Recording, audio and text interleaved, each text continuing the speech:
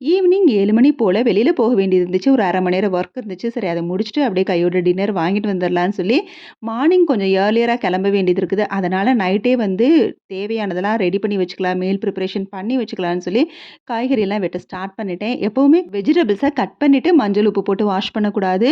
Cut பண்றதுக்கு முன்னாடியே நம்ம மஞ்சள், உப்பு போட்டு வாஷ் பண்ணணும். அப்படி இல்லன்னா ரன்னிங் வாட்டர்ல வந்து வாஷ் பண்ணிறணும். அதுக்கப்புறம் தான் சாப் பண்ணவே செய்யணும். ஒரு நாளைக்கு தேவையான லஞ்சுக்கு தேவையானதெல்லாம் ரெடி பண்ணி வச்சுட்டு, அரிசி எடுத்து தயிர் ஊத்தி வைக்கிறது எல்லாத்தையுமே செஞ்சு முடிச்சுட்டு, வெஜிடபிள்ஸ மட்டும் வந்து ஃப்ரிட்ஜ்ல ஸ்டோர் பண்ணி வச்சுரலாம் கட் பண்ணத அப்படிங்கிற மாரி வெளியிலேயே வச்சுட்டு போயிட்டேன்.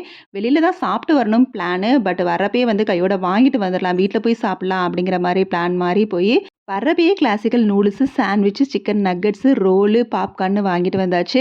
எப்பவுமே கடையில வாங்குறப்ப வெரைட்டியா வாங்கி அப்படியே ஷேர் பண்ணிக்குவோம். இந்த மாரி சாப்பிட்டா ரொம்ப ஃபில்லிங்காவும் இருக்காது. அதே மாரி எல்லாத்தையும் வந்து டேஸ்ட் பண்ண மாரி இருக்கும். ஸோ எல்லாரும் ஒரே மாதிரி வாங்கி ஒரே டிஷ்ஷ டேஸ்ட் பண்றதுக்கு பதிலா இந்த மாதிரி ட்ரை பண்ணி பாருங்க.